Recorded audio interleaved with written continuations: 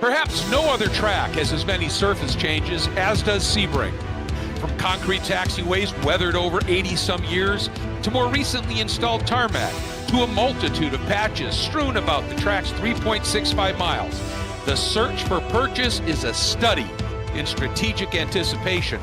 And then, of course, the bumps. They are legendary in turns 1 and 17, but make no mistake, with all those transitions, they lurk everywhere. And the big ones can shapeshift what would be a winning move on any other track into instant carnage. Add in a pack of howling Spec Miatas and their mega competitive pilots, well, being up on the wheel and well ahead of the car and track isn't just a matter of winning and losing, it's a matter of survival. Hi folks, I'm Greg Creamer along with Kyle Heyer, and we return to Sebring International Raceway for a second time in 2024's Season 1 of the Full Send Sims Esports iRacing Series. And Kyle, even though we raced here just 4 weeks ago, it never feels bad to hurry back to Sebring because somehow it never disappoints. Well, this track is one of the oldest in North American racing as far as modern courses are concerned, but the track never gets old. Well, the bumps age over time. Every time we come here, it puts on an exceptional show. I can't wait. And what better time to practice driving this racetrack than before an SCCA event upcoming here this weekend at Sebring. And this track is laser scanned, so learn where those bumps are and you can use it when you head on track in the real world here this weekend. Really excited to get things underway for this next round. Yeah, good point. We're not here just because we love the place. There is a big SCCA event, Cabin Fever, part of the South Atlantic Road Racing Championship, which is a hugely popular regional series with Spec Miata fields that are uber intense. So I think this is an absolutely perfect way to give some people a little bit of extra practice if they want before that event comes up. And for us, we get to call some absolutely stunning racing. And weather out there looks nice air temp wise. Track temp, it's not too bad right now, is it? Yeah, 95 is actually pretty cool for a track temp here at Sebring International Raceway. But one of the complications of this track, Greg, is that the track temp varies wildly depending on the concrete or the pavement. It's going to heat up and cool down a lot quicker on the blacktop than it would on the concrete sections. That concrete will retain heat a lot longer when things cool off. So that's just another one of the dynamics. You mentioned the bumps, but it's also just the change in grip level from one corner to the next. It's hardly the same in two subsequent corners. Yeah, that's very true, and that's exactly what we're talking about. Is there's so many times at this facility where you've got to be really ahead of the game, knowing that when I hit this patch, I'm going to gain grip. When I lose that, I'm going to lose grip, or when I hit this concrete patch, I'm going to get some flat slides. And you just got to really be anticipating things to the nth degree here, and that's one of the things that makes this place so challenging. Everybody talks about the bumps, but it's a long lap, Kyle. It's got some great overtaking areas, many of them populated with those diabolical bumps. But there's also opportunities for some creative overtaking as well. And of course, with these bumps and all these transitions, you always hope you can force one of your competitors into a little bit of a mistake that'll let you sneak by. Yeah, certainly. And qualifying is underway right now, just under 10 minutes left to go. And there's a ton of drivers here that we're used to seeing up at the pointy end. And I'm looking for where Court Schmidt is on track at the moment because he's got a great camera with him on board today. Here he is in 7th at the moment. And here is what he's got on his home rig here. A couple cameras showcasing his pedal cam here as well as his full-on Full Send Sims rig, Greg. This is a great perspective, and it kind of shows all the action that's involved, especially in the footwork here as he works through the middle sector of the track. Yeah, and you absolutely have to love it, doing the full heel and toe. What to me, racing and that, what I call the motorsports ballet is truly all about. Yeah, paddle shift and all that's nice, but this is where you truly have to be one with the car. And I just love to see it continue to play out in this type of racing here. And the guy that we almost have to be looking at, I think, as somebody who's going to potentially be right in the hunt for this pole is Camden Hibbett. In the last 2 rounds, Daytona and the Glen, he has put his car on pole in both of those races. He's been uber fast in qualifying, struggled a little bit in some of the racing, had a good run at the Glen with a 2nd in the first race and then a 5th from that pole in the 2nd race. But at Daytona, where he had pole in that first race, he slipped to 22nd. And that kind of leads into one of the things we're talking about here a bit, Kyle, with this championship is at this point, when we're done here, we will have completed the first half of the season, is consistency. Wins are nice, but it's the guys, even if they haven't really won a bunch, it's the guys that are getting good finishes, whether they're wins or not, in both races of an event, and not having one good one and then one absolutely nowhere finish. And Jordan Rixagrini suffered that a little bit after an amazing start to the season when he got to Daytona. But because of the drops, he was able to maintain a small point lead, sort of the same story at the most recent race at the Glen, which I had to miss, obviously, but I watched it with great interest. And I mean, the battle right now between him and Nicholas Rice-Puto is 6 points at this stage when you factor in the drop. So he's been really good in qualifying as well, but you've got to stay in this hunt through the entire race, don't you? Yeah, and perhaps there's a home field advantage. Jordan Rixagrini, a Floridian, and this is a track that he's gotten some experience on even as recently as last fall when he competed in Toyota GR Cup North America and pulled a second out of it in his only his second race weekend. That was incredibly impressive, but we'll see if he can match that performance here tonight. We've seen him up at the front before, but he's going to have to beat his own teammate tonight, Morgan Burkhardt, again, looking very impressive in that number 40.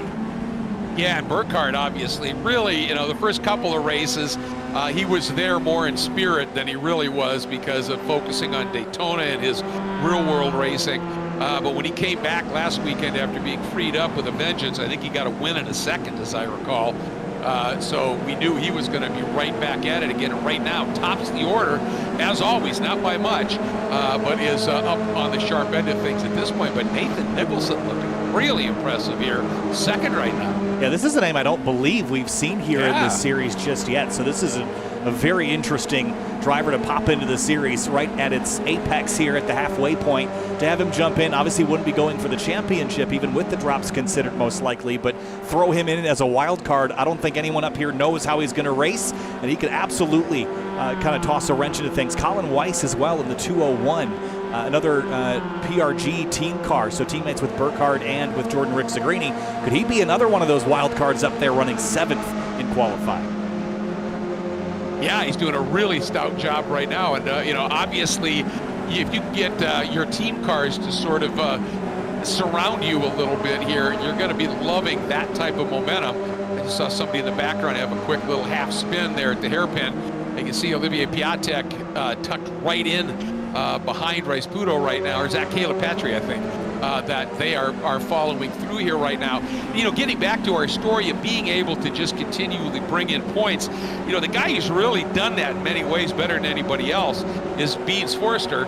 You think about, he had, some tough qualifying in the first couple of races and put up some points. You think about Daytona and the Glen, qualified 12th at Daytona, back in 8th at the Glen, and when others around him got caught up in scrums and melees and incidents, he was able to somehow get his way through it and was able to produce podium finishes, including a win at Daytona and a podium and a 7th at the Glen. And that's got him solidly 3rd in the points right now. And, if you find yourself back in the order a little bit, you've got to figure out a way to get to the front. Yeah, I love this onboard shot over the shoulder here of Forster. Watch him through turn 1 here. Watch the bumps, and you see how much that car is blasting through turn 1, bouncing over the edges and out a little bit wide there. Got your tires in the dirt, but he'll keep it on course. The turn 1 and turn 17 Sunset Bend are perhaps some of the bumpiest in North American motorsport, and you're going to go for a ride through there. It's very lane specific, though. You can change up your line and have a much smoother corner, but I don't know if it's always faster. Sometimes you have to commit to the bumps to go as fast as you want to go. Well, and that's it, and that's what I was talking about too with shape-shifting from a successful pass to a big incident, is if you make your move and then the guy in front of you squeezes you a little bit, gets you off of that really smooth line relative to everything else. Now one of those bumps can pitch you into him, pitch you into a wall. If you're on the outside, same kind of a story. So you've really, that's what I was talking about. This, really, to me, successful racing here, whether it's one lap in qualifying or a race, it's all about anticipating the bumps, anticipating where grip is. Jordan Rixagrini goes to the top of the board over his teammate by about a 10th and a half. It's a 2:33.918, so he's the only driver to get down into the 2:33 mark. Also wanted to point out some information from Greg Ginsburg, who's providing it to us. Thanks, Greg. That Nathan Nicholson is running MX5 Cup this year, so that would explain why he's up at the pointy end. And apparently he was in the top 4 on the last lap, or very close to it, until he got turned around and wrecked out, which checks out, I think. So he's third, and I think he'll absolutely be a factor in this race. Yeah, well, I mean, just the pace he's showing right now. I mean, he, really within easily 2/10 of Morgan Burkhardt right now. And I'll tell you, that 15/100ths gap between Rick Segrini and Burkhardt in these cars is pretty stout here. I mean, you think about from Nicholson to Soto, it's 81,000ths, and that's just how close it is. So again, and remember Rick Segrini, Kyle, at the opener here, which was at Sebring, he had a couple of absolutely superb races and a stout qualifying. He loves this place. Yeah, he does. And like I mentioned, had some success here in the real world in Toyota GR Cup machinery, but obviously knows how to get it done in the simulator as well. Under 2 minutes left here in qualifying, so if you haven't already started your final lap, you're not going to get to finish it. Again, with iRacing's heat format, you don't get to complete a lap unless you can finish the lap before the time runs out. Olivier Piatek has yet to put a lap in, and he's working his way through Le Mans here, turn 16. And he's got to get a time up on the board. He'll be starting at least 32nd. Skip Brock Jr. isn't even on track. He will not get a qualifying lap in. So he'll start from the tail as well. Yeah, I think I saw Wayne Buttermore out there, who also needs to get this lap in before time elapses to be able to get some sort of a time here. But Piatek has always been one of those guys up at the sharp end of things. At the Glen, qualified third. So let's see what he's going to be able to do here. As he comes out, there's that big bump right under the bridge. Negotiated that beautifully right to that wall, that little climb, and then drop right here. And then hard acceleration. Where does he go? Does he string together a lap? That's a worthy one for him. Here he does. Jumps up into the 6th spot, Kyle. Yeah, that's a good lap. Again, Skip Brock Jr. will not complete a lap. Neither will Andrew Gilliland or Trace Hance. They'll all start from the tail. Wayne Buttermore is also not going to complete a lap. He's only down at turn 7 and need to be essentially through Jean de Bienne right now just to complete a lap. So he won't get there. Christian Rice-Budo won't get there. Noah Jackson won't get there. So there's a lot of cars, about a dozen, Greg, that are going to start without a time, 33rd on back.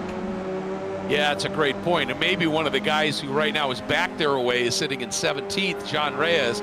We have seen him this year pull out some amazing races from that far back in the field and find himself up in top 5 contention. And it's almost like the first time that happened when he came from way back at Daytona and leaped his way up. He started without a time in 34th, ended up 6th. Ended up 20th in the first race, then went from 20th to 6th in the second race. But when he got up there, Kyle, I think it was a heck of a moment for him because he was able to stay there on pure pace. And I think that was really sort of an eye-opening awakening for him, saying, you know what, I belong. And he has really shown some speed with Jorge Ortiz, one of his teammates, being very fast. Obviously, he's got the people around him to really keep him up there. Yeah, absolutely. One of the things we always have to talk about when we come to Sebring with a field this big, it's 42 cars deep, Greg, is that it doesn't matter if you have pace if you can't finish the race. And we've seen a lot of turn 1 incidents here. So that risk versus reward at Sebring, especially with that wide front straightaway that narrows down to effectively a lane and a half wide at the apex, that's another big consideration here because we see a lot of drivers not even finish the first lap. Exactly. That bottleneck is notorious in real-world racing and sim racing because it's so enticing to just try and chuck it down in there. And, to me, if you're in the inside line, you maybe give it a go. If you're out on the outside, to me, I would check up, stay wide, let things settle, and then probably have an opportunity to pick your way through a handful of cars and be able to make a big move. So, but it's all down to the strategy. These are short races. You can't afford to wait too long. There's no question about that. Court Schmidt preparing for battle here in his simulator, and this is the calm before the storm. I hadn't run an iRacing race recently up until about the iRacing Rolex 24 a couple of weeks ago, and I forgot the jitters you get before getting in the race car. That's something also that I don't think a lot of people consider when they're using iRacing as a training tool, is it puts you in the same mindset as a driver on the grid ready to go racing. You have to clear your head and get ready to go do battle, because when we turn the green flag loose, you might not have to be on the hook for tens of thousands of dollars, but there's still some things on the line, including some great prizes at season's end, Greg. Well, there really is. And, obviously we have to say a huge thank you to Full Send Sims and Court Schmidt for coming up with the idea for this series. Their slogan is practice makes podium. And that's what Court's idea with Sims is all about. Military sim building and training, and then a real world racer, combining those two and understanding if you get it right in the sim, you can do it on the track. So big thank you to Full Send Sims, our presenting sponsors, 3P Logistics, and Final Turn Motorsports, as well as Wine County Motorsports, all of them being so good to us for so much. And as you said, some absolutely amazing gear that's going to be coming up. Ultra-wide monitor to the champion or the highest points finisher that hasn't already qualified for something like that. Second would get a Button Kicker Gamer Plus. Third, a Logitech G Pro X gaming headset. And of course, top three, no matter what, will always get trophies for the championship. And that's all courtesy of Court, Full Send Sims, and these great sponsors. But time for us to take a look at our starting lineup on pole. Once again, the number 108 of Jordan Rixigrini, joined by his teammate Morgan Burkhardt, the number 40. And row 2 is Nathan Nicholson, a newcomer to the championship, who'll roll off third in the 195. Josh Soto starts fourth in the 77. Starting in the fifth spot in the 03, Nicholas Rice-Puto, who has worked his way up into second in the points, and Olivier Piatek will start sixth in the number 62.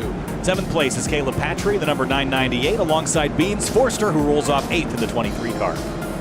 Starting ninth in the 201, very impressive in qualifying, Colin Weiss. And starting 10th, Andrew Wozencroft in the number 80. Nice qualifying effort there for Wozencroft. Starting 11th, Jamison Huffman in the number 37. Camden Hibbett was so close to victory last week in race 2 at Watkins Glen. He starts 12th in the 132. Starting 13th, the number 20 is Deacon Greenfield. We have seen some real blazing speed from him on occasion. Same story for Dean Dibdahl. He will start 14th in a 99. And 15th place, Jorge Ortiz in the number 311. Max Bankin starts 16th in the 00. Starting 17th, Jean Reyes, who we were talking about in that number 29, and Court Schmidt will start 18th in the 172. And starting 19th place, it will be Jordan Butler in the 72 car, and then Hayden Manis rolls off 20th in the number 65. Starting 21st in the number 89 will be Jim Friedhofer, and starting 22nd in the 133, Michael Lafra. And starting 23rd, it's Seth Spolman in the 042. Matt Friedman, 24th in the 198 car.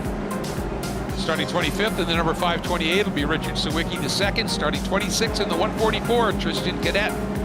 27th place, Stephen Bleffin in the number 50. Rich Green starts 28th in the number 22. Starting 29th in the 221 is Charles Vaccaro. Starting 30th in the 51, Ray Bleffin. And 31st is Carson Neal, the 117. Sawyer Richards starts 32nd in the 125. Starting 33rd in the 53 is Trace Hance, and James Newell will start 34th in the 123. That was Trace, who just had to end up somehow in pit lane. Yeah, Ayrton Grimm, I don't think is going to make the start either. Andrew Gilliland starts 36th in the number 91. Last couple rows are going to scroll on the bottom of the screen because we are about ready to turn them loose here at Sebring International Raceway. The next round of the Full Send Sims Spec Miata Series. Greg, two teammates on the front row, Jordan Rixigrini and Morgan Burkhardt. But Nathan Nicholson is right there to break up the party up front. Yeah, it's going to be fascinating to see how this is going to play out and whether anybody will be able to split that duo up front. When they get to 1-2 together, it's really tough to get around on them here. Pace car is in. Barney, green flag in hand. 20 minutes of racing for race 1 of 2. We're green! Watch, as always, for that green nose of Piatek to do something, and he's kind of bottled up, just staying in line right now. Way down to the inside, a couple of cars, the 03 Rice-Puto there, trying to squeeze through. What an aggressive move, and contact already. Piatek just tapped, and around he goes. And he spins. A couple other cars are going to get tagged as well. I think that's the 00 of Bankin, who's also spun at turn 1. But the vast majority of the field is on through. Burkhardt, Rixigrini lead into turn 3. Bit of a bottleneck a bit deeper in the field. Some side-by-side, and it looks like Stephen Bleffin's going to go around, but the rest of the field continues to roll. We've avoided at least the big one, like we're at Talladega, but a couple cars got tagged along the way. Yeah, and unfortunately, Piatek, who is very quick, one of them, and considering where he was sitting, you can see there's that little bit of a gap of almost a second that's already built up between Burkhardt and Rixigrini. So it's going to really take some focus here by the guy sitting behind. Nicholson was the guy who made a really aggressive move to the inside. Why not? and it paid off. He sits third, Rice Puto up into fourth, and Patry cracks the top 5. Deacon Greenfield in his virtual reality headset here in 11th place, started 13th, so he's picked up 2. One of those was the spinning Piatek, but he's got Beans Forster just up the road in the 23, then Jamison Huffman, Colin Weiss. As Camden Hibbett grabs a spot from Dean Dibdahl and goes up to 6th. What I love with those virtual headsets is you can still see that the driver turns and looks through the corner, and that's really important to understand. Eyes up and down range. And I just love that with that virtual headset. You can really see that head movement so well here as we're watching Deacon Greenfield right now. We saw some great speed from him. He's got potential to easily be up into this top 10 battle in short order here. He does, and I think that's another great point to bring up, that virtual reality when you're turning your head left and right. That's something that's kind of subconscious that you're doing automatically, behind the wheel of a virtual reality car in iRacing, but it's something that directly translates to the real world as Colin Weiss has a slowdown cut penalty at Le Mans Curve. Oh man, he had qualified so well. Another guy looking really good right now is Jamison Huffman, the number 37, sits in the 8th spot and is in a really good scrap here with the 37 of Beans Forster. And again, Beans didn't get the qualifying that we know he's capable of, but every time he struggled a little bit in qualifying, in the racing, he is able to find his way through, and he is attacking on Huffman right now. Yeah, he absolutely is. Matt Friedman and Jordan Butler were side by side just behind them. Butler's going to clear for 11th. Andrew Wozencroft dropping down the order. He had a very strong qualifying effort, but holding on to this has been a bit of a challenge. Back up to 3rd place, though. Nicholson and Rice Puto. That got fierce and feisty through turn 1. It still is. It absolutely is, and that's 4 position, and I think Rice Puto was saying, I've got a little bit more pace here, and he's watching those 2 up front start to ease away, and I think Rice Puto said, I'd rather have this in my hands at this point, Kyle. Yeah, just going back and having a look at this, Rice Puto has a big run here on the 195 of Nicholson. He's going to pop out to the left here. Nicholson sees this run, doesn't block it off, but Rice Puto rather almost ran into the quarter panel as they slowed at different rates there. They did have a touch at the apex, but I think you're right. The Rice Puto driver, he knows that those front 2 are going to drive away without some intervention here shortly. Well, and you can see, as you said, Greg Ginsberg informing us of Nicholson's success in the real world in the MX-5 Cup, and you can see his ability to big picture it there, knowing if he fought Rice Puto to the apex, they were going to lose a huge chunk of time and dip the brake, maybe to get the timing quite right, but dip the brake and just let Rice Puto slide through and tried not to really hurt any of their momentum at this point. Cool graphics there in Richard Sawicki's car, isn't it? That 528, sharp-looking car. Yeah, it looks good, and you'll recognize that name from a Grid Life Touring Cup where he ran a Miata for a little while. He's transitioning it to run in Sunday Cup this season, but we should see him back in GLTC in a future time. But working 18th right now, up 7 spots in the first 2 laps. That's a pretty strong start here as he closes in on Wozencroft. And it looks like the 29, Dejan Reyes, there sitting in 16th. He too, as he always seems to do, he started 17th, got caught a little bit on the start, but has already made up 5 spots from his lowest position. Once that green flag drops, Dejan Reyes, he just knows how to pass cars. Absolutely, and he's continuing to make progress on Court Schmidt just up the road in 15th place. He started 18th. He's up a few spots as well. You'd have to go back to Ayrton Grimm, Raymond Bleth, Luke Law, Skip Brock Jr., and Christian Rice Puto to find out who hasn't really gained positions. And Skip Brock started at the tail of the field and in pit lane with damage already. So this did not go the way that he was hoping, and it really started in qualifying. Yeah, it was a tough go for him. And there he sits, and he had a really, after showing so strongly at Daytona where he qualified 7th and then got a 2nd and a 3rd, just missing out on his first win on both of those events. It just kind of all went, pineapple shape for him at the Glen. And I'm sure for him to come out now have to struggle like this in the early going is going to be big frustration. Oh, a big wide run there by Rice Puto. And, even though you keep your boot in it, you run wide that far, get on that dirt, the car starts to bounce a little bit, you just lose a little bit of momentum, and a big off there by Charles Vaccaro. Oh, that thing isn't even going to roll. That was a big impact there for Vaccaro. Let's see what happened to him. Oh man, this is actually, I thought this was earlier in the straightaway. This is closing in on turn 1. This was right down the middle of the straight. Let's go back a little further. alongside the 22 of Rich Green, and I think they're just going to collide and bam. Yeah, Green clearly thought he had, oh, what a hit. Green clearly thought he had cleared him and started to drift over to the right, and you have to make sure that's where that track awareness is everything here. You know what? These guys right now, Rice Budo and Nicholson, that margin had opened up to about 1.4 seconds, and they've been able to get it down to within a second now at this stage, and they're bringing Patry and Hibbett right with them at this stage. So if they just continue this kind of, I mean, they just trimmed another 10th, Kyle, so we could have a good 6-scrum car battle here. Dipdahl's not that far out of it, is it? No, about 9/10 back, which is within drafting distance here as well. I think one of the things we've seen this season is the slight modifications and changes to the fixed setup that we're running has made the entire field more competitive. The first couple of seasons, these things were so laden with weight that they really couldn't carry a lot of speed, and they struggled to draft up to each other because they would just lose so much ground in the corners.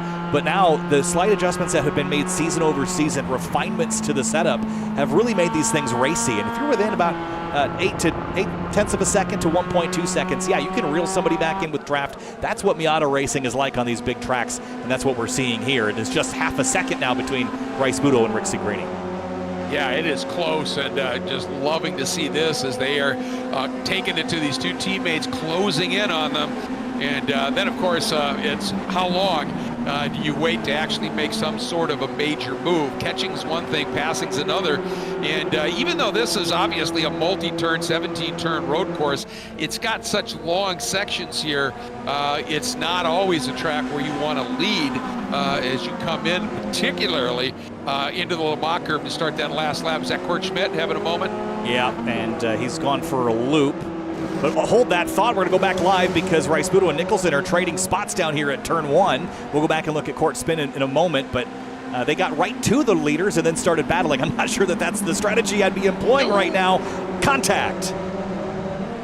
Boy, and he's got to be careful rejoining, and I'll tell you what, Caleb Patry and Camden Hibbett showing some real awareness there, understanding that as the 0-3 of Rice Budo rejoined, he may not be in total control, and gave him a fair amount of room. So nice move there. Look at this move by Reyes down underneath, and that's where the contact came with Court. Yeah, and Wozencroft, what a save. And a great job by Court to keep the car pointed the right direction. Whoa, and he's now 3 wide with Michael Loughran, and I think that's James Newell in the 123. So battle is still on back here for 20th. No damage though, he'll continue. No significant damage at least. Road, Matt Friedman, John Reyes, Andrew Wozencroft, and Richard Sawicki. This is a 4-driver quartet of energy, isn't after it here. They are seriously getting after it here, and there's Wozencroft now, big dive up the inside of Friedman, and now, but Friedman's going to have position here as we get up to Cunningham, which is turn 10 on this legendary circuit. Now through Collier. How have we burned up half the race already? There's only 10 minutes to go. It feels like we just started it, but it's only an 8-lap race with these long lap times here. And Nathan Nicholson has, he's ditched the caboose of Caleb Patry and Camden Hibbett, and he's right up at the front of the pack of the locomotives here with Morgan Burkhardt and Jordan Rick Segrini. Yeah, and I mean, as soon as there's that little tap that knocked the 0-3 of Rice Budo a little bit sideways and opened that gap up, he doesn't have to worry about what's going on behind. And you know what he's doing here is reminiscent in his debut of what Cam Eben did at the Glen last weekend. Yeah, Cam he showed up and just put on a show up front on attack and defense, and was absolutely a ringer there at Watkins Glen, so to speak. But maybe Nicholson can be that here. Dives down the inside of Rick Segrini and Burkhardt, and he's going to go to the lead. And I don't think they're going to fight it, the PRG boys, but we'll see. Here comes Segrini back on the inside through turn 17. Yeah, he squared him up pretty good, didn't he? And now they're going to exit, and it's going to be pretty much a side by each run here. And Burkhardt right now looking, okay, do I go with my teammate? He says, no, I'm going with the guy that's going to get me in front of my teammate if at all possible. Ooh, a little touchback there, too. I think that may have been Caleb Patry just grazing the wall before he turned into turn 1. And look at that. Nicholson leads, and Burkhardt was not able to get through on Rick Segrini. It's going to drag Camden Hibbett right up to 4th place, though. Yep. He learned a lot last week, I think, running up there with Morgan Burkhardt and Cam Eben. Cam is an 11,000 iRating driver in iRacing. It's one of the highest iRatings that's ever been achieved, meaning he's one of the most skilled drivers on the service. And he was putting on a bit of a display there, and I think Camden was absorbing some of that information as far as how you can attack on these big, fast racetracks in this car without hurting your own progress forward. So Cam's sitting here fourth, and with 3 drivers ahead of him, and he's got a couple behind him. Now you're going to start to pick your battles here in these final 3 or 4 laps. Yeah, and it's really a matter of just wrapping your head around momentum, isn't it? It's always an exchange of energy, and if you get too aggressive with energy at one point, it's going to cost you at another point. Watch this move here. Rice Budo down underneath Patry. Patry is going to try and stay, and there's a little touch. He got knocked sideways, then straightened it out and got into Rice Budo, and that has allowed Dean Dibdahl to pick up 2 spots and scoot his way on through. It looks like Forster's going right with him. Yeah, that got a bit awkward there. Gives Dibdahl a top 5 shot. Again, he's been another one of those drivers, like you mentioned with John Reyes, that just finds his way up into the mix. And he's been doing this for the last couple of seasons, progressively getting more and more threatening for those in the top 5, as Jamison Huffman is now launching an assault on the back of Forster and Patry here for 7th and 6th. Oh, this is great stuff. Obviously, this is back just a little bit. Doesn't mean the racing is any less intense. These guys are putting on just an incredible show right now. In the past, we've done this track a number of times in this series over the various seasons, and in the past, the action's been mostly at the front. We've got it everywhere today. Yeah, that's a good point. These front 4, nose to tail, this is where the chess match starts.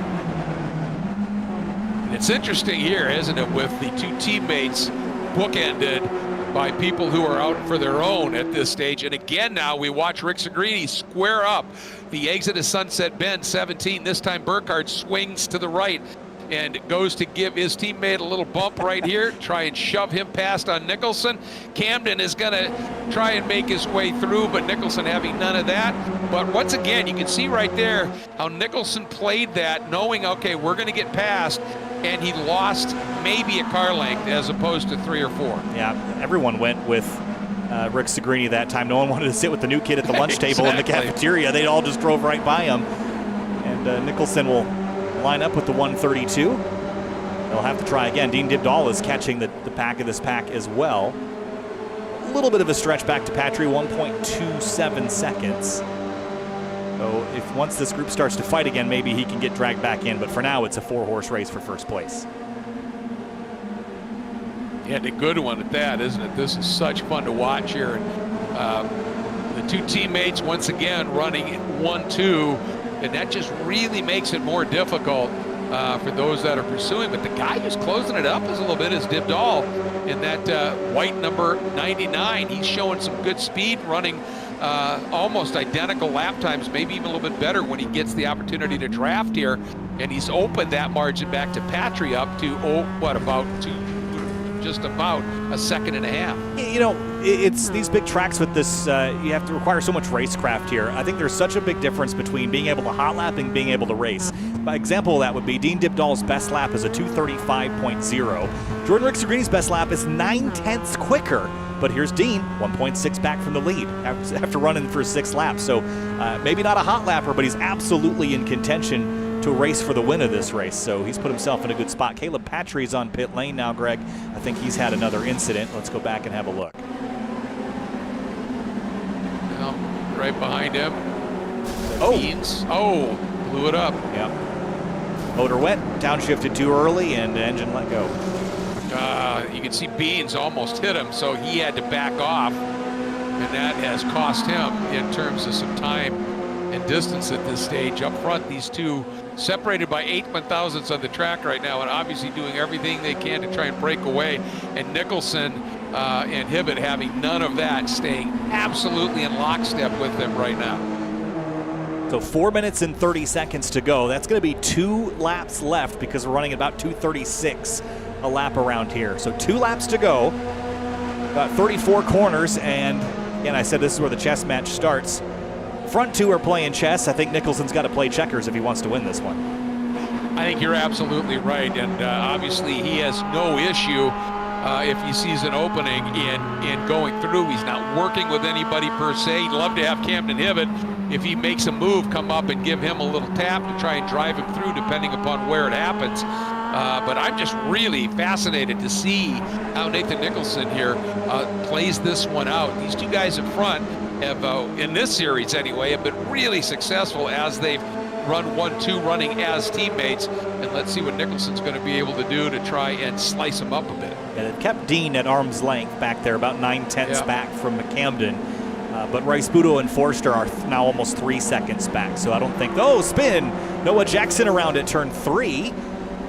And they were having a pretty fierce fight up until this point back here for position between himself and, didn't get what the other car number was on this, but they were 3 wide. That doesn't work. Yeah, I think that may have been Evan Hamidman. One of those cars is the 77 of Soto. Yeah. The other is the 123 of James Newell. James Newell, there you go. Yeah, they were trying to pass. Newell had just been overtaken. And once again, just not giving everybody enough space on track here. And Nicholson now has dropped back by about 0.4 of a second to that duo up front. And I wonder if he's paying a little bit too much attention to his mirrors right now. And Hibbett sitting right back there, thinking Hibbett's going to try something at this stage. If Rick Segrini and Morgan Burkhardt get any closer together, they're going to grow an umbilical cord. They've just been locked together for this entire race.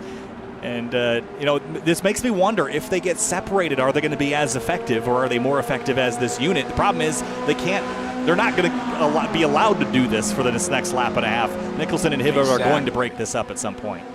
Yeah, did you see going through that great corner sequence of John DeBien and Lamar, how Burkhardt opened his lines up a little bit, and I think he had a good run going, and playing it wisely, opted not to try and do something on Jordan, knowing that they had to survive this next lap. But boy, as Nicholson closed that down now, he is right on the rear bumper of Burkhardt as we headed to turn 1 for the last time here in this first race. Camden Hibbett just a couple of car lengths back, watching what's happened. Dibdahl now has drifted backward just a little bit. And I wonder if he's thinking, if Dibdahl has actually said, I don't want to be too close. If this goes bad here and cars are every which way but loose, maybe I can do something here, as Rice-Budo dives underneath Beans Forster, and Beans absolutely refusing to give it to him at the exit of 3. Yeah, they're still side by side through 5 now, and Forster snags 6th place, all the while up at the front. This is now the countdown that we're all waiting for. Nicholson goes left. This is interesting. Again, he's kind of a wild card. We've seen how these races have played out in past seasons. It always comes down to that run between turns 16 and 17. But maybe Nicholson's got something these front two haven't seen yet. Well, it's going to be showtime here in just a moment, isn't it? And just Deacon Greenfield has fought his way up into 9th. So another great drive from Deacon here. And Jordan Butler up into 11th as well. Reyes 13th. So these guys are coming up, but here's the story, and here's the first move as Burkhardt went for a defense, but look at Camden Hibbett just diving down underneath Nicholson, gets the nose in front, but it's only briefly here, as now things change right back up again.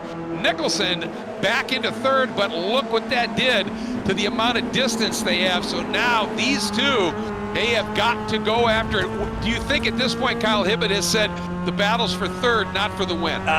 It seems like that. I think he felt like he needs to be 3rd, not 4th, to be able to have a real shot at this win, but he wasn't able to get the job done. So now I would be transitioning this immediately to pushing this 195. We're not done yet. Turn 17 is where we decide this battle, but they're going to be done if they fight each other, so they're going to have to work together. I think maybe Hibbett gives them a go here. If he can push that 195 past Morgan Burkhardt, then he would be 3rd. So he's got to put himself in position here, and here comes that chess match down the backstretch that we've waited for lap after lap. That big defense move by Burkhardt. It was Nicholson who actually got the better drive out of Lamar, and I think Burkhardt knew it, moved over. Now, does anybody pop out and try and make the big arc? Here we go! Into 17. Bumps be damned. It's time to go for the win here at Sebring. Rick Segrini covers it. Burkhardt went outside in, didn't get it done. Nicholson tucks right in behind. Camden Hibbett running way wide at the exit. At the line, it is going to be Rick Segrini, but by an incredibly scant margin, I think. Nicholson third, Hibbett fourth, Dipdahl fifth, Forster comes through in sixth, then Huffman, then Rice Pudo. And the margin of victory now, it shows as 51 thousandths of a second. What an absolutely stellar last corner. We always see that here at Sebring, and there's lots of great racing going on yet. Yeah, still is. We just saw Andrew Gilliland blow the motor. He's just going to have to coast to the finish. Wayne Buttermore's got Court Schmidt packed up behind him here. Final corner for these two. Oh, Court, beautiful lunge down to the inside. And that got Buttermore. He committed, got in a little hot, went out too wide, and couldn't get it back to the apex. And so Court Schmidt is going to come through and pick up another spot here with a great pass late in the going here. Wow, that was just some great racing. Way back in the pack as well. You got to love what we're seeing here, as always. And the guy you got to feel for a little bit, Olivier Piatek, 25th. Yeah, that's an unfortunate start here. I think Nicholson had a plan, and it just didn't pan out because he hasn't had the experience of these finishes like these front two had. He shifted up. He was ready to carry this momentum out of the final corner, but he just ran out of torque, and Morgan Burkhardt was in his way. And he had a little bit more torque, and that 40 car wasn't there. He was carrying a lot more speed than the leader was, and he might have had a shot at it there, but there is effectively your margin of victory, 51 thousandths of a second at north of 110 miles an hour across the stripe. Just incredibly close. I mean, you know, the top three covered by less than 0.2 of a second. And I think you're right with Nicholson. He had a great run, but one, I think his line was a long line through turn 17 as well, as he faded way out wide, tried to square up underneath. But at a certain point, Kyle, you try a move like that, and suddenly you find yourself just traversing maybe a smidge too much distance. And you talked about it. Suddenly, that great torque he had just started to bleed off because of the long run. And I think some of it comes down to the experience in the sim in this particular environment. Again, we've run this racetrack, this combination with this particular setup for the car a number of times, something that Rick Segrini's done, something that Burkhardt has done. You can have all the experience in the world that you want, which Nicholson certainly has, but it doesn't translate necessarily to that particular moment in time that these guys have practiced over and over and over again. And Greg, they're going to do it again in race number 2. We'll see what Nicholson's learned for the second race. Yeah, and you can be sure he has done a great job of studying. I think Camden Hibbett, once again, you talked about how he went to school on Cam Eben. I think he had another opportunity to watch that here. So, yeah, I'm excited to see how this second of the 2 double-header races are going to play out here. And I wanted to point out, everybody, this my unusual attire here. I apologize for that with this big, ugly strap here. I got a big sling on my arm because I have a brand-new shoulder in my right shoulder. After some surgery a week ago Monday. So that's why I wasn't able to be part of it last week. And you found it very capable fill-in and somebody who generated some great humor as well. But, man, I missed it. I watched it for sure, and it's good to be back. This is just the first step in your Ship of Theseus moment, isn't it? We're going to get the next one done, and soon you'll be mechanical, and you'll be beating all of us at all sorts of sports. But I'm glad you're feeling better.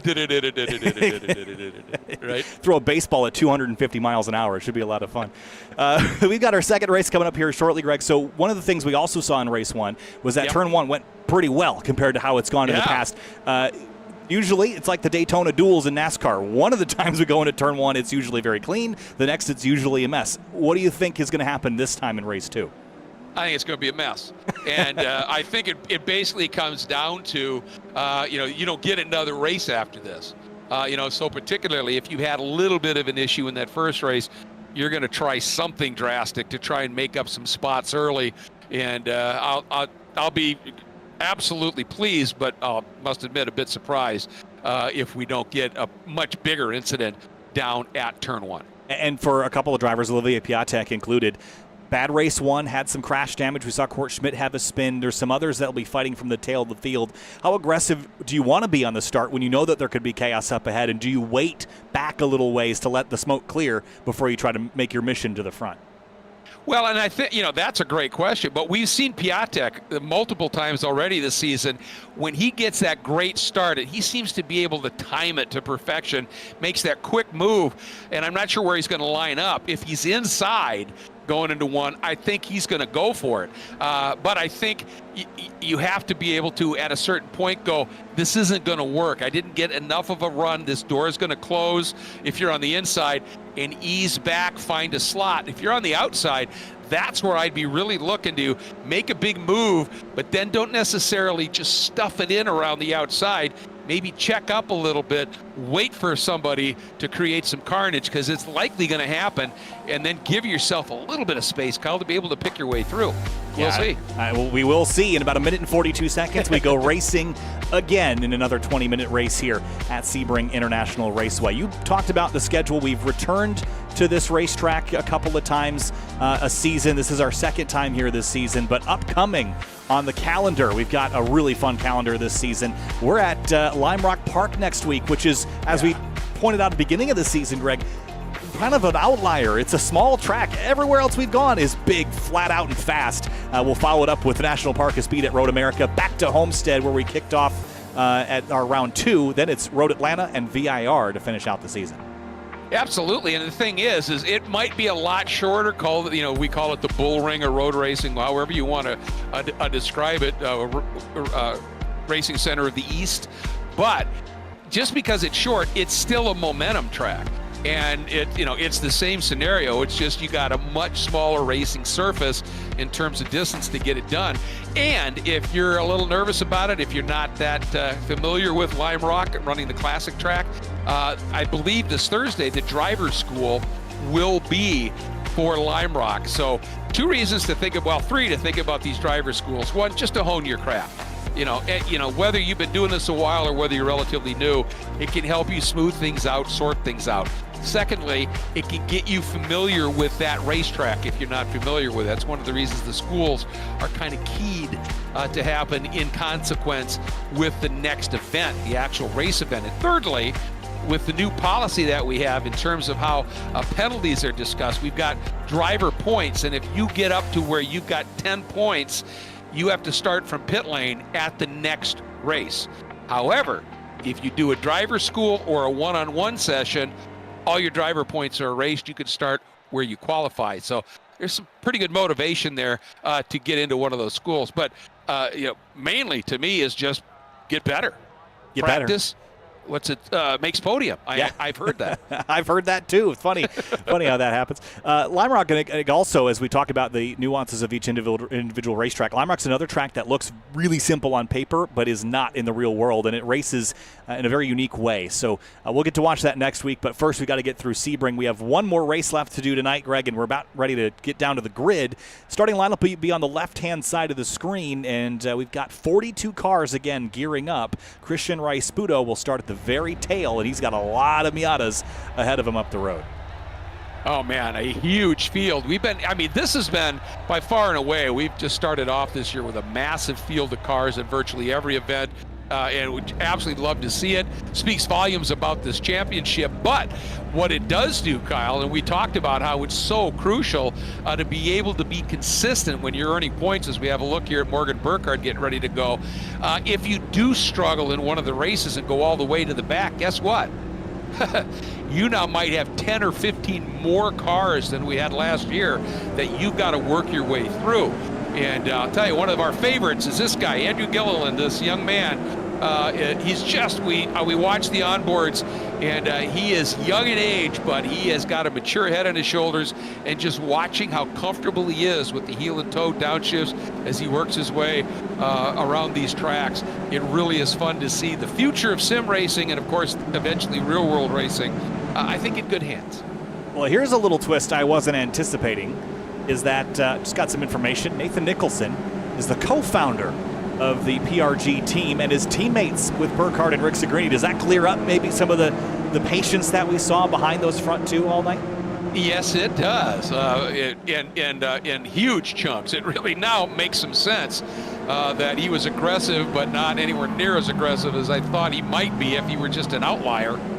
And it also explains Camden Hibbett's desire to get rid of him down at Cunningham, because he knew that he might play ball with those front two rather than go by. So that clears things up. Cam obviously knew that. So we'll see if he makes any other decisions this time that to break up those front three, or if Dean Dibdahl can potentially have a shot at it. He will roll off in 5th place. Beans Forster in 6th. Good starts for these guys. Nicholas Rice-Puto will have to roll off from 8th. He'll be fun to watch carve through that top 5. Well, I wonder right now if maybe Beans and Camden might not be thinking about, okay, let's try and work this one together a little bit, because now as you pointed out, you got 3 teammates up at the sharp end of things, and if Beans can sneak around on Dibdahl, then he can get up there with Camden, and they can maybe try and do something here. And let's not forget, we saw great speed from Nicholas Rice-Puto. He just got tapped a couple of times at the wrong place, wrong time kind of a deal, and got dropped off just a little bit. But he certainly has speed. So, Deacon Greenfield, I don't think we've seen the best yet from Colin Weiss either, that 201. No, and how about Jordan Butler? He started pretty far down the order. I think nearly at the tail of the field in race 1. He made it to 11th. So he should be a fun driver to watch carve through the top 10 as well. Andrew Wozencroft will cling to 14th. Richard Sawicki's up a whole bunch of spots as well. Joshua Soto is another one that didn't qualify. He rolls off 17th. So a lot of the mission for the guys up front is just to stay where they were, but the mission's half over for Soto and Butler. They want that top 10, and they're coming for it. Yeah, they got to get after it. And I'll tell you what, the other guy that just continues to impress, Jean Reyes, he drifted back 3 spots at the start, then fought his way up into 12th. Just knocking on the door of the top 10. So he'd be somebody, I could see him and Soto, say, teaming up a little bit and trying to come through the pack. So it's going to be fascinating to see what happens. But the bigger question is, now that we know track temperature, pretty much the same as what it was for race 1. Now that we know those top 3 are all teammates, what does Hibbett, Dibdahl, Forster, Huffman, Rice-Puto, what are they going to be able to do to sort of crack that nut? A tough trio to separate, as we've seen. Yes, it is. Wow. It's a tough nut to crack. It's a closed-up pistachio if I've ever seen one. Yes, it is. How do you get those open, by the way? It's a risk of breaking teeth or pliers. Okay, that was my next question. Anyway, cars rounding turn 17. Greg, take it away. Race 2, a full send sim Spec Miata here from Sebring. All right, the teammates once again, as they were for race 1. Burkhart alongside pole sitter Rick Zagrini. Green flag flies, and again it is Rick Zagrini getting a little bit of help here from Nicholson down to the inside. That looks like Nicholas Rice-Puto is going to try and make a big lunge move. Everybody's sorting it out smoothly. Oh, and there goes Piatek again. Got a great start, and I don't know if he just got tapped or if he just lost it. Here we go, big hit there on driver's right, off to the left of the screen. Couple other cars involved, and a few more spearing off here. Yeah, you called it, Greg. Troublesome turn 1 for a couple of drivers. The rest make it through. Jordan Rick Zagrini and Hibbett now lead the way. No, Hibbett's dropped to 3rd now. Burkhard, Rick Zagrini, Hibbett. Nicholson's now fending off Dean Dibdahl and Jamison Huffman in the 37. Yeah, and this kind of went a little awkward there, didn't it, for the 195 of Nicholson? But you knew they were going to be attacking, and Dibdahl has shown really good pace here. He's not just going to go quietly, has to tuck in now as they start this sort of serpentine weave now through Fangio. I really don't like this new part of the track. I like the old slightly tighter original Fangio chicane. You really had to throw the car through there. Now it's just sort of guided through. But nonetheless, Nicholson able to get the move done on Dibdahl, and that now has Jamison Huffman, that purple and black car, diving down. Who's that? Colin Weiss, who had a great run in that first race, caught out. Don't know whether he got tapped. That was by himself, Kyle. Yeah, we'll have a look at a couple things here. It's early in the race, so we've got an opportunity. First thing I wanted to look at is the start that Olivia Piatek had. Look at him carving his way through this mess. Inside, outside, 4 wide, 5 wide. That was never going to work. The 29 tags in here. He goes around for a spin. Then Court Schmidt is in the middle of the rest of this here. If I can find him, he somehow got involved in this right here. Some contact, but I think he was even before that. Watch ahead of him here. Spinning. The 23 of Forster went around. So he managed to get through it with some damage, and then Colin Weiss most recently, this is down here at Cunningham, he did get assistance. That was from Soto, I believe, in the 77. I think you're right, yep. Well, there you have it. It's been an eventful we're not even done with lap one here. I know, and it's still crazy. But now it's the Burkhardt, Ricksagrini, and Camden Hibbett have themselves a little bit of a lead. And look at the run that Jamison Huffman is putting in here in the early, going up into 4th. Yeah, great run there for Huffman in the 37. Here's Deacon Greenfield in 8th, up 1 spot from where he started. He's got Matt Friedman behind him. Jean Reyes just ahead of him in that 29, continues his climb forward as well. Look at him working that wheel there as he gets over the bumps through turn 1. How did we lose Nicholson back into 10th? Oh, that's a great question. Yeah. It was on the previous lap because I don't see the time down in the red, so had to have been before this. And it was over in Jean de Bienne here somewhere, I think. All right. There's Jean. Here we go into Jean de Bienne. Oh, it could have been a slowdown potentially. Let's watch Here's this the exit. Lamont curve. Yeah. Could have been right there. Does he pull Right off to the there. right? I think he got. Yeah. You're right. Yeah. Oh. Maybe not. There it is. Yeah. Yeah. He just got too much of that curb. And what a shame. Now he's got work to do. Yeah. I'll say. He has got some serious work to do at this stage. Huffman sitting in 4th. Dibdal in that 5th spot. And back in the order. Look at this fierce battling here. It's Piatek trying to come back with Rice Pudo. How about where he started? 40th. He's now 22nd. And we're about 4.5 miles into this race. Yeah. And he's running right now with the number 21 as well. Grimm. Yep. Who had a tough start in that first race, but is not too bad up into 23rd. And here's Beans way back in the order after that, getting knocked askew in that start down. He was in that first part of that melee down there. It looks like we just saw a car pull off track. Christian Rice Pudo, he just pulled over and stopped. Not sure what that's about, but he's out of the race even after that really good climb that we just documented here. Here's Richard Sawicki, Caleb Patrick, Court Schmidt, Jordan Butler, Tristan Cadet. This is a big pack of cars back here for about 15th spot.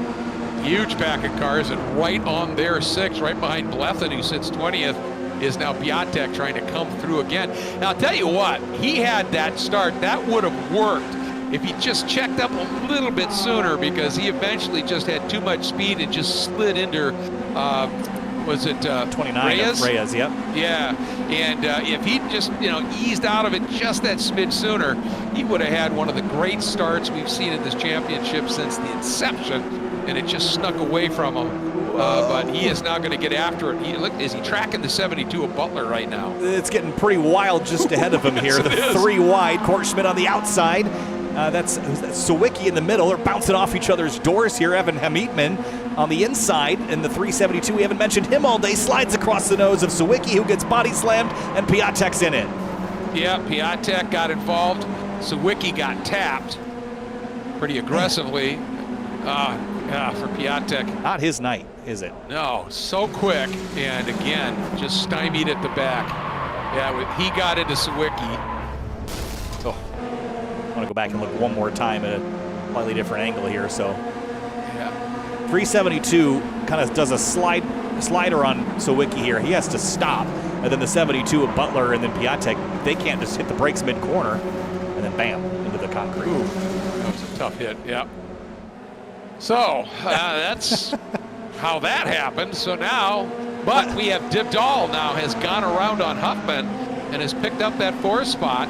That all-white Miata sitting there in that 4th spot with Huffman behind him. And then guess who? Reyes. What a drive he has put in once again, even with that early contact from Piatek.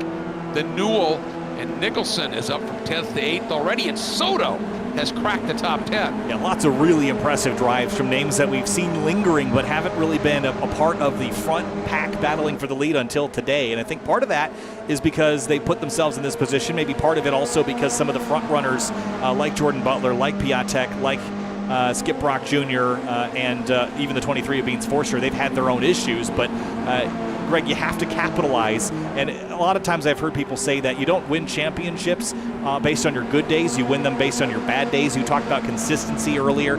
If you can minimize your bad days, run consistently in the top 10, you're going to do well in the championship. And Dean Dibdahl, if he could just do this the rest of the season, he could absolutely be a factor along with Camden Hibbett and others. Absolutely. I mean, he has been really impressive. He's shown great speed and just is consistently right in that window. And if he can continue to put in these kind of drives, you're absolutely right. And Jameson Huffman doing the job too. Then back here, Nicholson has gone through on Newell. That puts Nicholson now up into that 7th spot. But he's about a second and a half off of Reyes. You can see that purple number 29 disappearing right in front of this gaggle of cars. There's Reyes.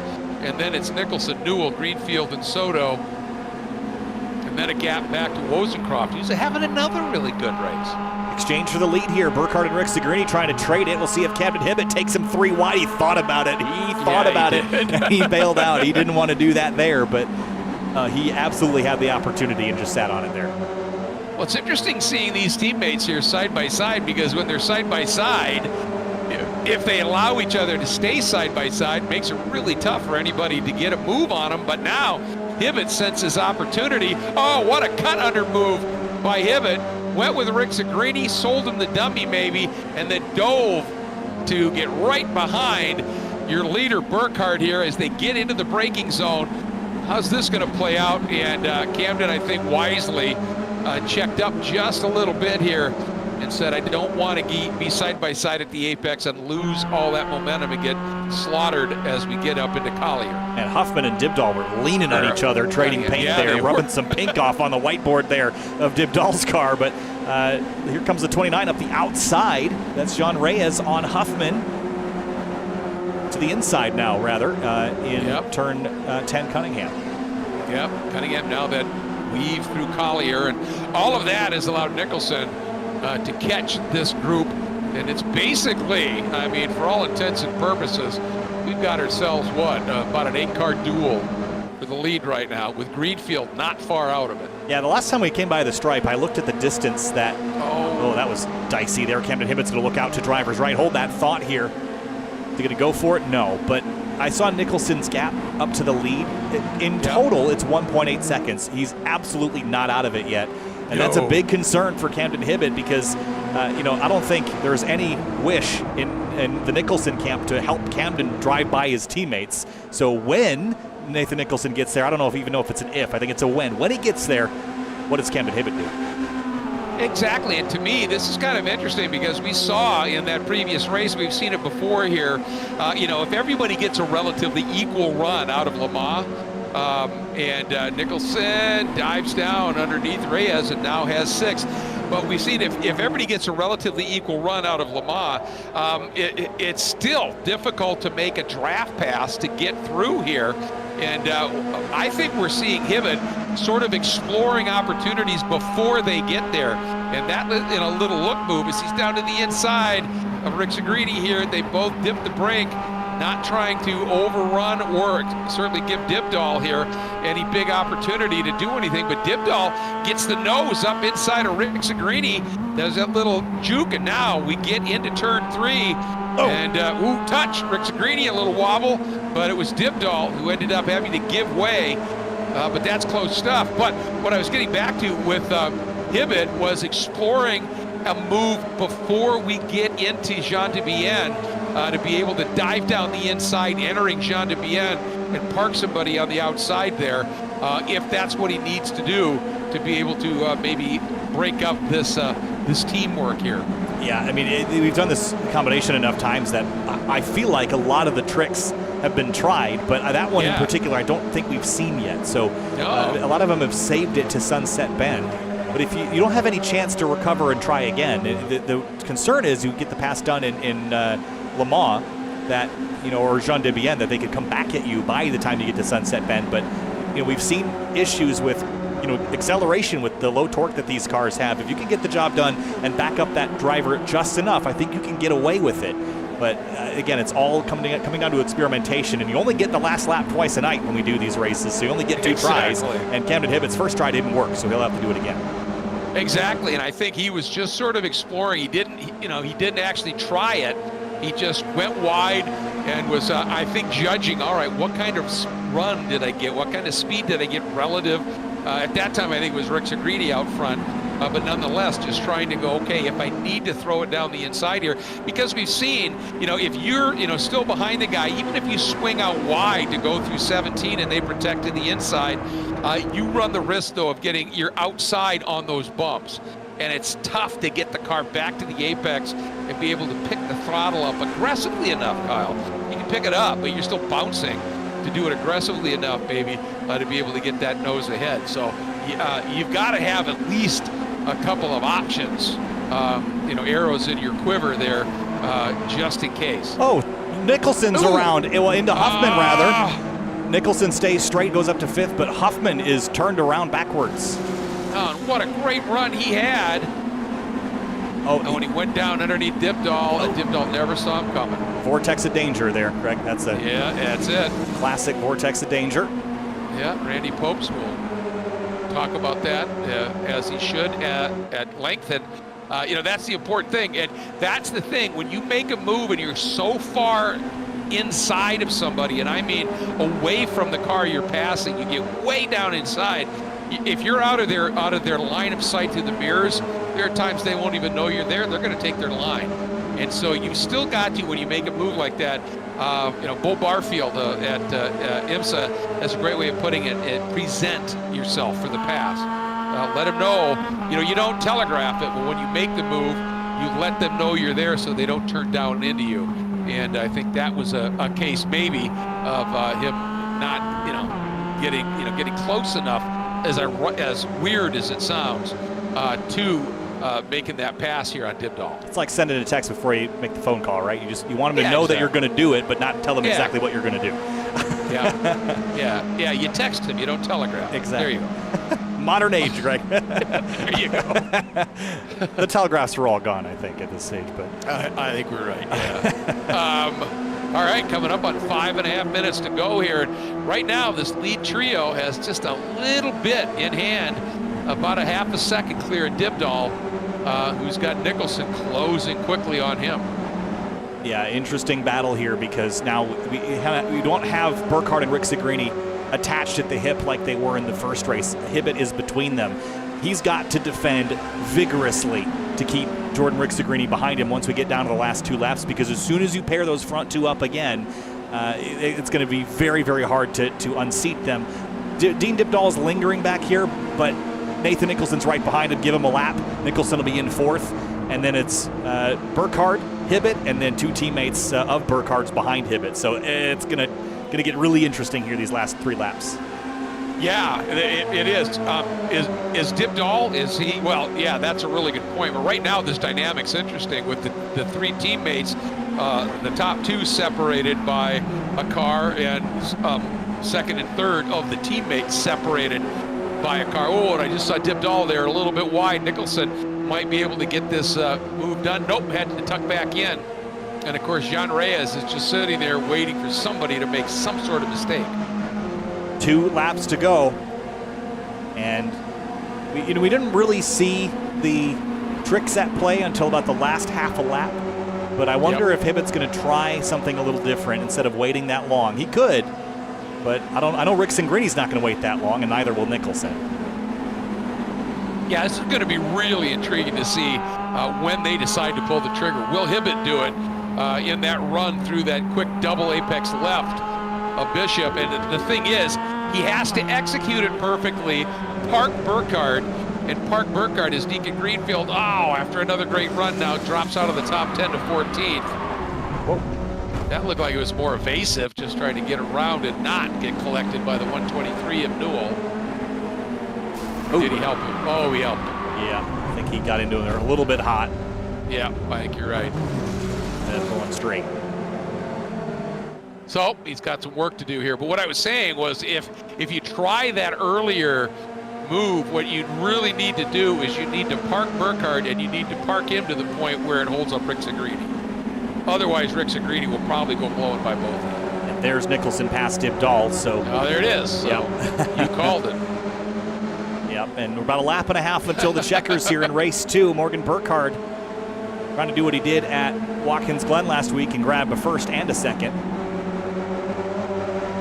Just of note, Soto has worked his way from deep in the field after that first race finish up into 7th right now. So doing an absolutely incredible job. We know the speed he has. It's just so frustrating to see him mired often enough where he gets collected in things. And now Hibbett, look at the focus on this guy's face here as he is trying to figure out where am I going to do what at this stage. And here's the run. Runs a little bit wide there, but they both did. And looking back, there's Rick Segrini. And about the same distance behind Rick Segrini is now Nicholson and then Dibdall. And then Reyes just watching. You know, when Camden's not in the immediate heat of battle, sometimes you can catch a wry smile here and there, but right now he is all focus. As here goes Rick Segrini down the inside. From out of nowhere, pop goes the Weasel, and through goes Rick Segrini for the lead if he can steal it from Burkhardt here coming to the white flag. Boy, and I thought for a second that Rick Segrini had done that non-presentation thing, although you know that those teammates are talking and that there may have been a touch. And now, with a big draft opportunity, Nicholson comes up there 4 abreast as we start this final lap. Way down to the inside is Hibbett. Then Burkhardt, Rick Segrini, Nicholson squaring up underneath everybody. It is 3 wide coming out of turn 1, up into turn 3. Will Nicholson stuff it up in there? He will. Hibbett's got nowhere to go. He floats wide. They're off along with Burkhardt, and it's going to be Nathan Nicholson to the lead, and Dibdall might just end up 2nd after this exchange. And is that going to be Rick Segrini that's back into 3rd? Yes. Wow, what a sequence of corners that was. Nicholson to the lead, Dibdall into the catbird seat. I can't imagine that Hibbett and Burkhardt don't have slowdowns, but it seems like if they did, they served them. It's not over yet, Greg. No, it's not. And with Burkhardt back in 5th, Reyes now is right there as well.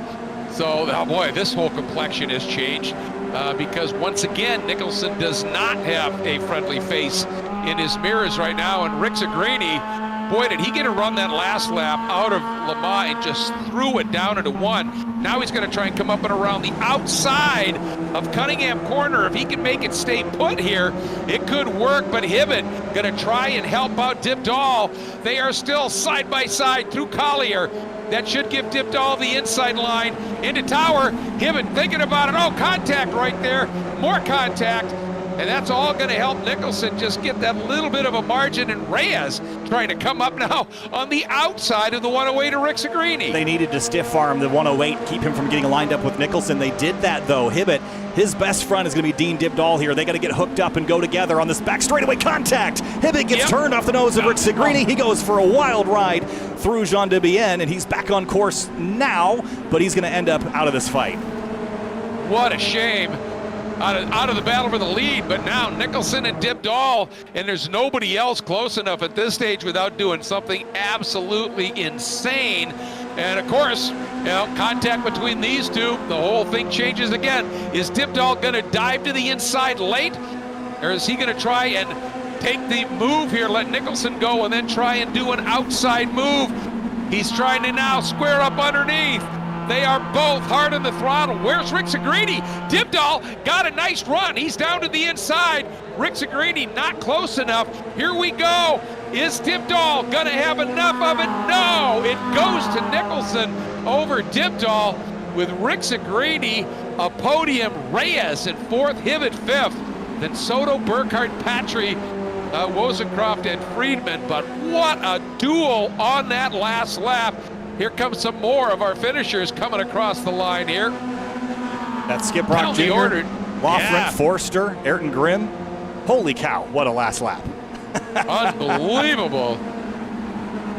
And these guys still enjoying this cool down lap at pace, but wow, the whole dynamic changed. And I'll tell you what, Nicholson did a brilliant job to get to the front, but Dibdall, he came really close to pulling that one off, didn't he? Yeah, going back a little bit further, here's what happened out of turn 1. You see them 3 wide here.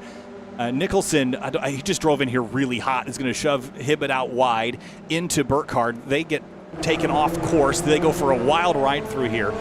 You see Dibdahl squeeze through, then head down a little bit later in the lap when they get all jammed up here with Rick Segrini on the outside into Cunningham. Hibbett sees an opportunity here to follow Dibdahl through, but they have to stiff arm and lock out the 108. They're going to do that right here at Tower. Little shove and hip check there. They get single file. They head down to Jean Debienne, and then Hibbett gets turned off the nose of Rick Segrini. He goes for a straight line run all the way off track. He's in the next county over as Rick Segrini deals with John Reyes. This was a wild last lap. But he kept his boot in it, didn't he, Hibbett did? And he was almost up into third as he rejoined the track here. And then I'll tell you, this was really cool because, and you got to give a lot of credit to Nathan Nicholson here, because you see Dibdahl there goes Nicholson, that little sort of feint to the inside, and Dibdahl didn't pop out as wide, and Nicholson didn't have to defend as tight to the inside. But Dibdahl still got a great run out of here, didn't he, Kyle? Yeah, it was a great run. He timed it just a little bit better. He might have had enough of a run. It just 3 feet earlier on the throttle, he could have won that race. Lost it by 83 thousandths. All of our margins under 900ths today. That is unbelievable. Both races nail biters to the end there, Greg. But wow, they're still cooling down. It's still on the limit here as they're wrapping things up. But they're going to come back in, cooling down. And the combined margin of victory in our 2 races here is under 13 100ths of a second. That's unbelievable. That's just crazy. Great stuff, and that entire lap was absolutely fascinating. And Nathan Nicholson, welcome to the Full Send Sims Esports iRacing Spec Miata Championship. Absolutely stellar drive, picks up the win here. Dean Dibdahl, I think probably his best finish of his career in this championship, with a great fighting second. Look how close that was. And then almost a half second back to Rick Segrini, who adds more points with another podium. Jean Reyes, another fighting fourth. And Camden Hibbett really deserved better than fifth in that one. Just left that little opening there, and Rick Segrini, it was going to go for it. And that's where the contact happened. And then Josh Soto, what a fight from the back once again. Yeah, Soto did an amazing job climbing forward. You see Caleb Patry there at top 10. Caleb Patry's one of those that was really hot in a previous season, Greg. It seems like that magic and the luck has gone away a bit from the 998, so hoping he can right the ship. Wozencroft with a top 10, a nice solid run for him. Court Schmidt snagged an 11th after getting caught up in that lap 1, turn 1 collision. Jorge Ortiz, Skip Brock 13th and 14th. Beans Forster recovered to 16th after that turn 1, lap 1 crash. Looking down the rest of the order at some others that didn't have a great finish in race 2, but we saw plenty of their racing action today. Well, I'll tell you, for Beans, coming back and getting that kind of a finish after that early off, and Josh Soto fighting through and finishing where he did, they come in here 3rd and 4th of the points. So that was really, really important for them to be able to do that. So, well done by those guys, obviously, at this stage. And you're right about Caleb. We've seen such great speed from him, and he's got wins. He is a really consummate driver, has really hit one of those, if you have any luck, it's bad luck kind of stretches, and you absolutely hate to see that here. For Nicholas Rice-Budo, again, comes in here 2nd in the points. That finish isn't going to help, but remember, there are drops to be factored in here. So, but we did see some absolutely stellar driving in this one, and great to see Skip Brock, after that horrific weekend he had at the Glen and that horrible first start to the race, be able to fight his way through it. I think that Andrew Wozencroft, that's 2 top 10s here today. I think he had a 10th and a 9th. Yeah, I think you're right about that. A great run for Andrew. Great to see. Well, first up was our podium finisher, 3rd in race number 2, but he won race number 1. It was Jordan Rick Segrini. Jordan, another fantastic round of racing here at Sebring. It got fierce out there, especially at the tail end of race number 2. Some hip checks and some trade and paint. Take us through your night tonight, especially working with your teammates in that first race, and then having to be on offense there on the tail end of race 2. Yeah, no, the first race went great. It was fun driving with Morgan per usual, and then last lap, normally you don't want to be out in front, but he dragged the brakes and waited for Nathan, and I was 16, and I just had enough room where I could hold the inside going to 17 and made sure to get a good exit, and was just enough to hold on to it before the line. Race 2 was definitely a knife out fight from the start. It was definitely a crazy one. Nobody wanted to give up anything. Nobody wanted to work together. It was a whole lot of bumping and banging, but tried to stay out of everybody's way as much as I could, and was honestly pretty lucky to come away with a third there. Well, the dynamic of that second race, Jordan, was so different because you three team cars were split with a car in between each of you for a good chunk of that race. At that point, what starts going through your mind? You know, the first race, it was the three teammates working together. You made a big lunge on Morgan at one point down into 17 with, maybe 5 minutes to go. What was your thought process at that point? I felt like the pace was pretty slow. People were catching up, and I just felt like if I could get out front, maybe not get away from the field, but it would be a 2 or 3 horse race instead of 6 or 7.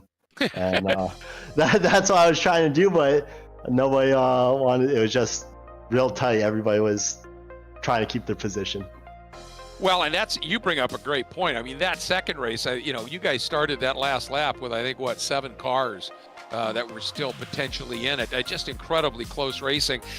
Going into Tower, you got sort of shuffled back a little bit, but then you got a nose underneath Camden.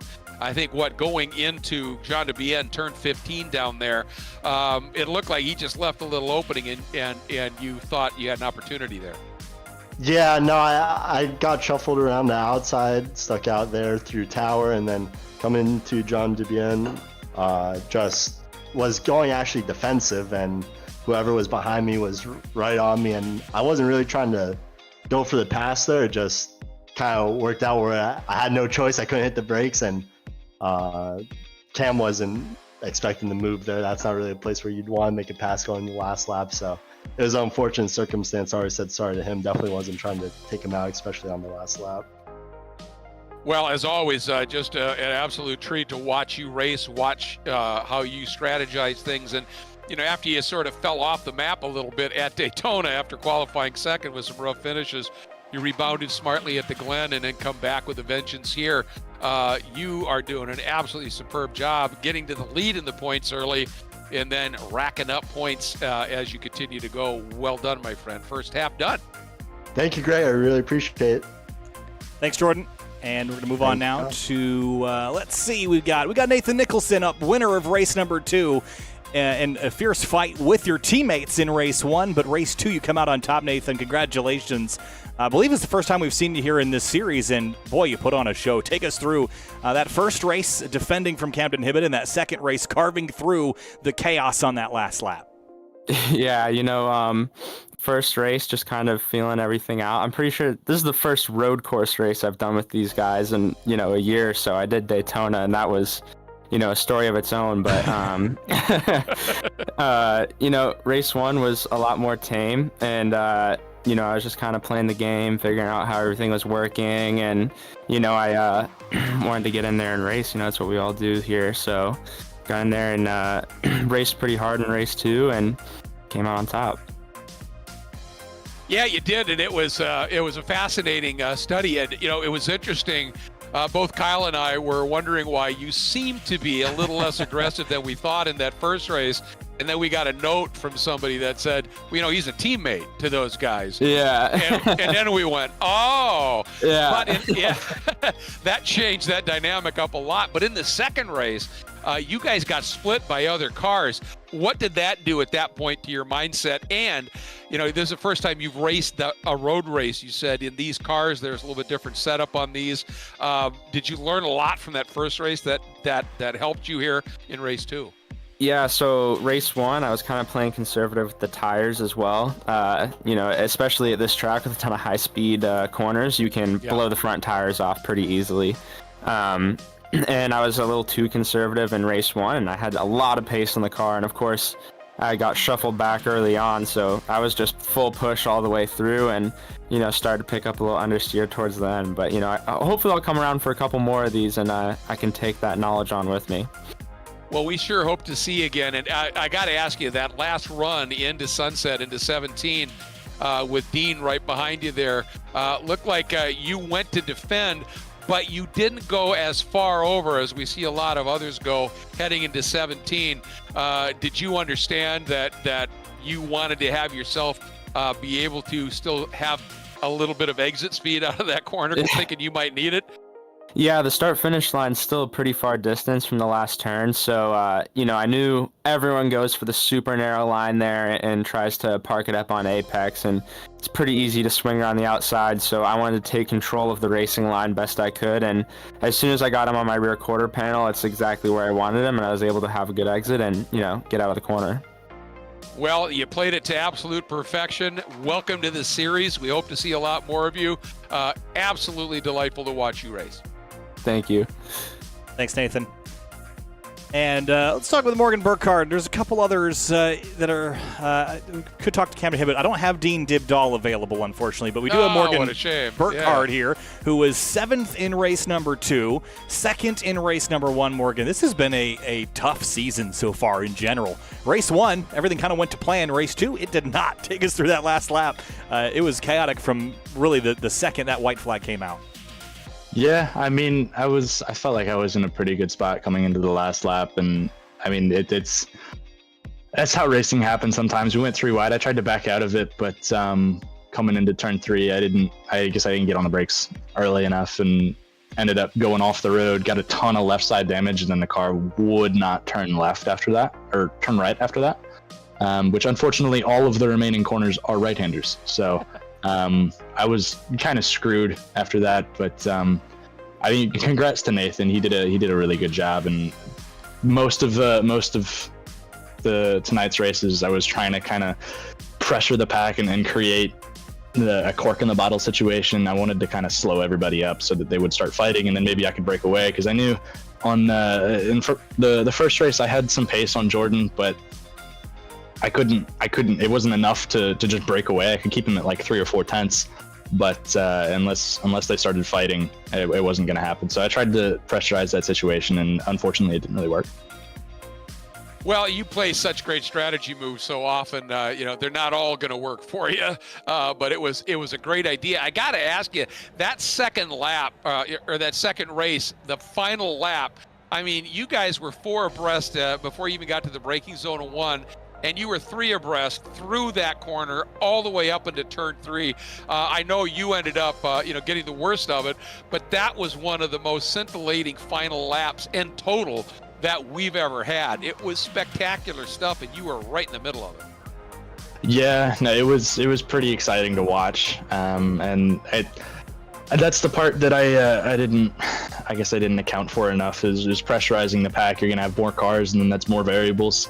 And it was difficult to predict for that, and it was pretty fun to watch people just going side by side pretty much everywhere, and it came right down to the stripe. Well, it sure was fun to call. And hey, after obviously having your focus being toward your real world racing at Daytona, with that great program you have in the Michelin Pilot Series this year, once you got your head back into this one, you could focus a little bit. You came back with a vengeance at Daytona, and another, even though you didn't finish as well as you'd like to the second race, another great first race. Nice to have you back, my friend. It's good to be back. I miss these guys.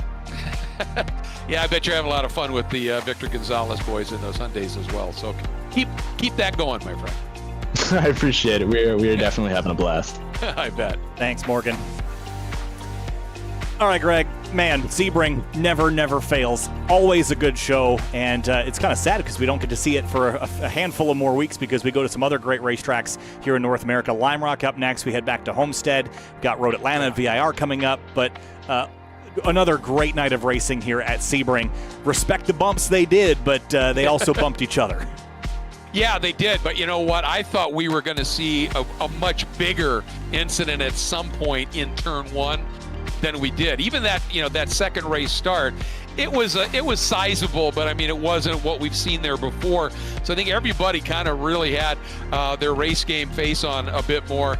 And I'll tell you what, Kyle, that the second race, that last lap, the complete lap, was absolutely spectacular stuff. This series just seems to get better and better, and it's attracting such great fields this year. It just ups the ante considerably, and all of that, of course, is due to the incredible efforts of Kurt Schmidt and Full Send Sims, this remarkable simulator company that takes the understanding of military level simulation, building and training, and incorporates real world race driving skills into the equation.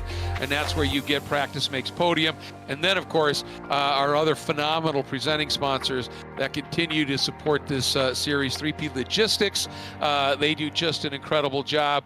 And their trackside engineering, and we also have the great support from Final Turn Motorsports, who also are absolutely superb in their trackside logistics. They often work together at events, and of course Wine Country Motorsports now being a part of it as well.